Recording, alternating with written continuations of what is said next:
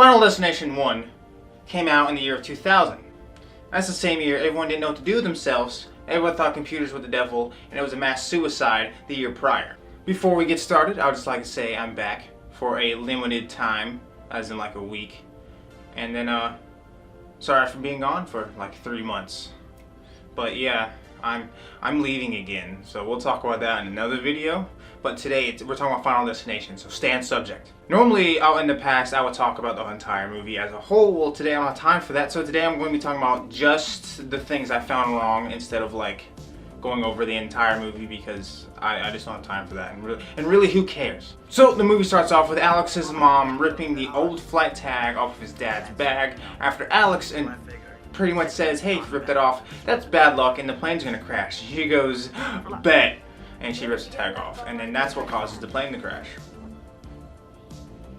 I'm serious, look it up, that's exactly what happened. At the 13-minute, 50-second mark, that's when our characters have been on the plane and they're starting to take off. Well, I found something very unusual about this. Well, all the characters got on the plane, and then the plane, once everyone's on the plane, took off. Anyone who's ever flown before knows that's not how that happens. You get on the plane, sit on the plane for hours, just sitting there, not doing anything. And okay, then you finally get the taxi, and then as you wait for your turn on the runway, you could sit there for another long period of time. It takes forever to take off in a plane. Forever. You're in that plane a long time, just on the runway, just forever. You don't just get in and take off. That's the dream, to do that, but that doesn't happen. So Alex has his premonition and everyone's got off the plane. There's nothing wrong with the premonition, or I would showcase something. See, I'm skipping things. We're moving things along pretty fast. There is a 2-part problem here I'm about to showcase. No, 3-part problem I'm about to talk about right here when the plane explodes in the background. For one, that looks like shit. Why does it look like shit? The plane is kind of just bebopping in the air, and the explosion kind of happens beside it, and then I understand it's 2000, but you can at least make the plane explode and not look like, you know, shit. It just kind of stops in midair and just floats about while this fucking fireworks show happens beside it. Also, if you remember in the premonition, the plane deteriorates and it weaves and it has a whole lot of turbulence and it kind of bobs back and forth and it comes apart, and the plane comes apart in midair, and while it's on fire, breaking apart before it finally explodes. That was in the premonition. When it happened, it just popped. It took off and just popped.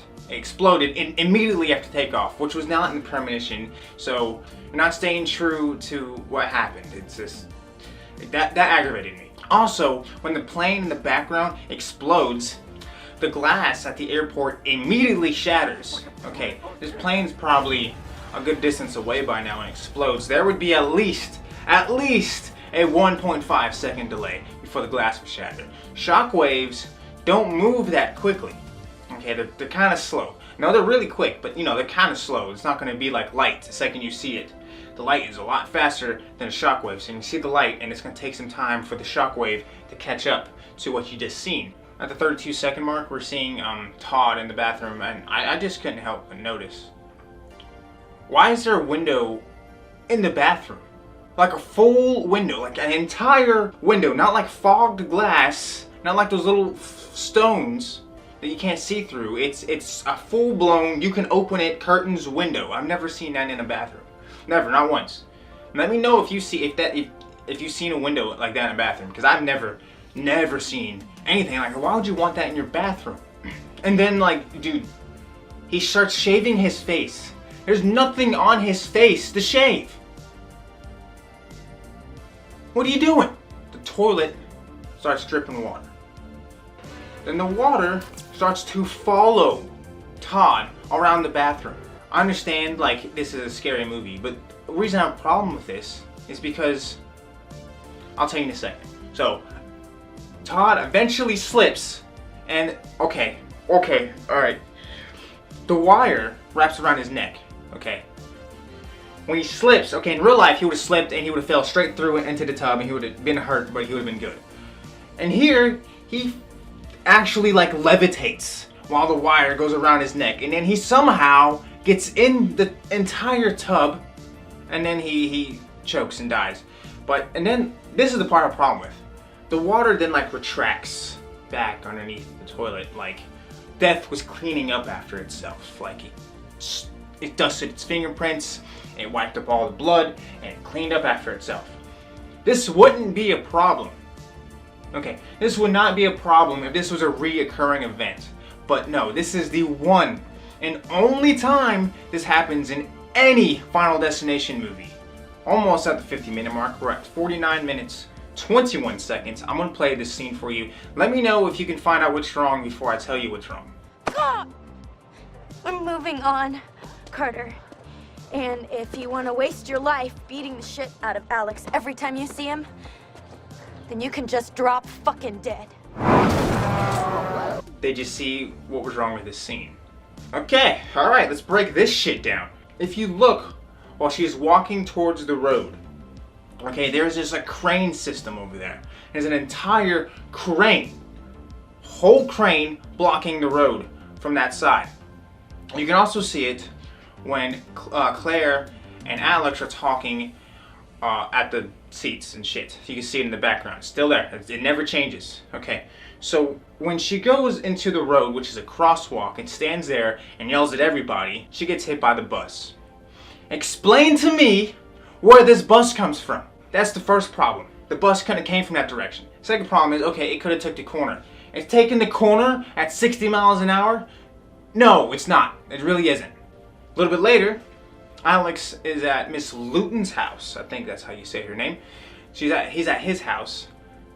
His house? Her house. He's at her house checking on her car. I just want to point out that the car she is driving is a Mazda motherfucking Miata. Okay, and I absolutely love these cars. I have one myself. Here is mine. So I saw that, and for the first time ever, I'm like, I recognized what car that was, and I absolutely had a mini freak out. I was smiling ear to ear, looking at this, because I was like, whoa, I own one of those. It's a really cool car. Anyways, we're gonna continue. So the old French teacher, Mrs. Luton, puts on an album called John Denver's Greatest Hits. The only problem with this scene is that this album does not exist. Okay, yes, there is a John Denver's Greatest Hits, but not in this form. I could not find it like this.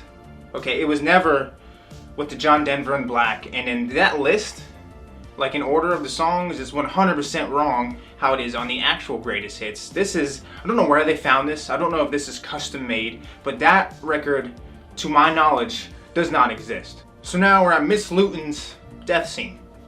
There's a whole fucking stack of shit wrong with this scene, but I'm only gonna break down the big stuff. For one, if you spill vodka into a PC monitor, even the old ones, when it's not on, it's not going to do anything. When you cut on later, it's going to short out and it's not going to work, but it's not going to explode like a fucking shrapnel grenade. Okay? First problem I explained, there's no current running through it. Two, that's not how that works. So she trickled vodka all through the house when she, had hot water and then she poured cold vodka and it cracked the glass. That can actually happen. I'm not going to say that's not going to happen. But the vodka she dripped through might as well have been fucking straight gas, because when the sparks from the magical exploding computer touch the magical vodka, it sends a fucking flame through the house. I'm here to tell you right now, vodka, while yes, it's flammable, is not that fucking flammable. So this whole scene is bullshit. So the flame hits the vodka bottle, then that also fucking explodes. Incorrect, okay? Even if there was gas in that bottle, the only thing it would do was shoot flame out the top of the bottle, because the fire has an exit. That exit point is gonna create almost like a jet. What's the things exploding in this house? Oh wait, the whole fucking house explodes. After Miss Luton successfully pretty much kills herself, the house explodes. Apparently this house is made out of fucking magical computers and vodka, because the whole house explodes like a fucking C4 bomb went off. This boom, gone. That was the last like big thing. And then there's the whole scene where Claire's house, where it was just too much. It was too much for my brain to comprehend, because it was just so much going on, and while there was stuff wrong, I know for a fact there was, I couldn't quite pinpoint an exact problem. So the whole scene to me is just off. Like, I don't think that would actually happen. For one, when the power line goes down, the current's been broken. It shouldn't be carrying current still. It shouldn't. You have to have current go through a loop for it to carry, and the loop's been broken. There shouldn't be current going through the power line, to my knowledge. So the power line being on to me is kind of funny. The power line just kind of chases Claire around the yard, which is absolutely fucking ridiculous. And then like the little clothes hanger. What's with clothes hangers in this movie? It just kind of takes off like a fucking helicopter, because that makes sense. And it spins rapidly like all the time. And then she's in her car. She can't get out because she decided to drive through the thing because there's no power in the house. And then, you know, just a sequence of events that's just ludicrous turns into Alex cooking himself and getting blown up, which is he would not have lived. That's a whole power line of power. Anyone who's ever touched one of those knows. Well, they don't know because they're dead. They're gone. So Alex would be dead here. You know what? That would have been a really good ending. That he took himself out and then it skips the other two people. That would have been fine. That would have been fine. But no, he lives and then they fly to Paris. Okay, they fly to Paris, and then when they get there, they were drinking alcohol, and I was like, wait a second. They just said they were 17. Hold the phone. I was like, wait a minute. They're in France. So I had to look up the French policies, and I found out that you can be 16 and buy like beer and wine in France. So that's interesting. And 18 to buy liquor, which is really interesting. Because even here in the States, 21 is an iffy age to be buying liquor because you're still not fully mature at the age of 21. But we're not going to talk about that. What we're going to talk about is this fucking pole right here does some crazy shit. Explain to me the physics behind this pole doing an actual backflip like a fucking acrobat that causes a sequence of events for your boy here to get smacked with a sign, and then the movie is over. It's done. That's the end of the movie. It gets hit, you don't get to see it happen. Then credits and some really, really fucking 90s music comes up. And then you see the credits roll. Okay. So, Final Destination 1 to me is actually a pretty good movie. But after I sat there and watched it in depth, to me 3 is still the best Final Destination movie. And then it comes 1, 2, and then we don't talk about anything after that. We really don't. Everything else after that's absolute trash. So that makes it fun to go sift through. I can't get through Final Destination 4. I can't get through it. I can't sit there and get through it, so don't ask for it. I have other things I gotta say before I get out of here.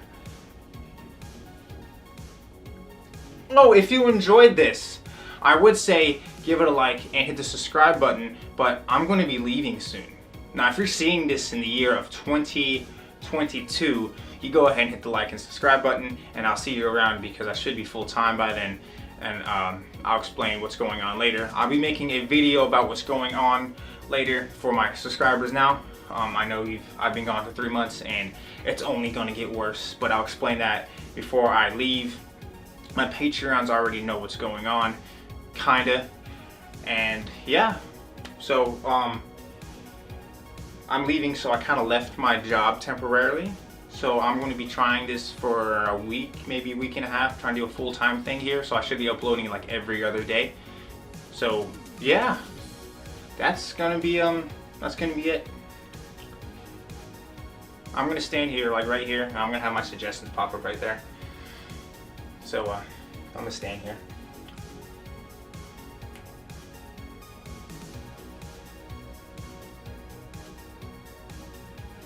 Oh, you like my lights? I got lights now. Give a little color in here, not just white, blacked out shit.